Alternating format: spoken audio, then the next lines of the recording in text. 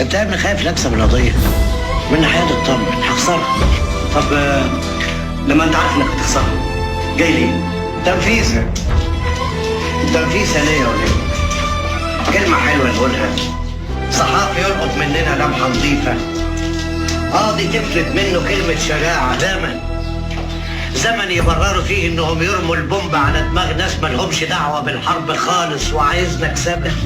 زمن بتتشوي فيه الناس في الافران عشان لون جلدها احمر ولا اسمر ولا عينيها مسبسبه وعايزنا نكسبها.